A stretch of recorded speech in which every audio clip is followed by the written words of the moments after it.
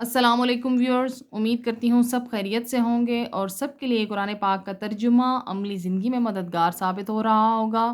Viewers, 5ویں پارہ کا ہمارا چھٹا رکوع جاری ہے۔ آج دیکھتے ہیں آگے اللہ پاک کیا ارشاد فرماتا ہے۔ سورہ النساء ہماری چل رہی ہے۔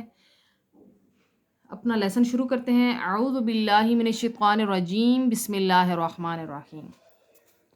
وما اور نہیں، ارسلنا بھیجا ہم نے،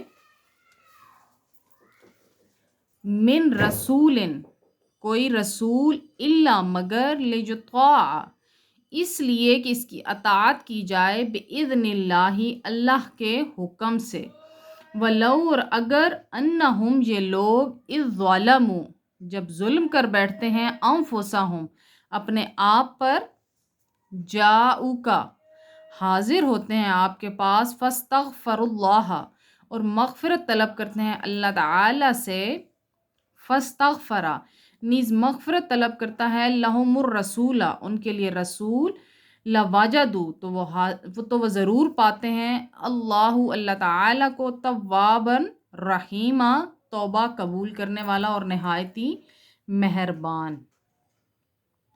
میرا کریم رب کیا ارشاد فرما رہا ہے کہ ہم نے رسول اللہ صلی اللہ علیہ وسلم کو اس لیے بھیجا ہے کہ اس کی اطاعت کی جائے۔ ہم نے رسول، انبیاء اس لیے بھیجے کہ ان کی اللہ کے حکم سے اطاعت کی جائے، یعنی وہ جو کچھ کہیں سر تسلیم خم کیا جائے، بغیر کسی چون چرا کے اس حکم کو مانا جائے۔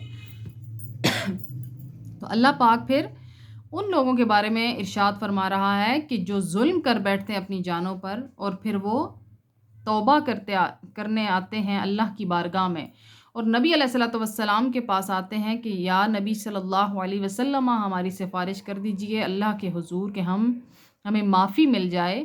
تو جب میرا نبی بھی ان کے لیے معافی طلب کرتا ہے تو یہ ہو نہیں سکتا کہ نبی ہاتھ اٹھائے اور میرا رب اس کو خالی لوٹا دے۔ تو پھر اللہ پاک فرماتا ہے کہ جب نبی بھی توبہ مانگتا ہے اپنے اس امتی کے لیے، تو اللہ پاک کو پھر وہ توبہ قبول کرنے والا اور نہایتی رحیم پائیں گے۔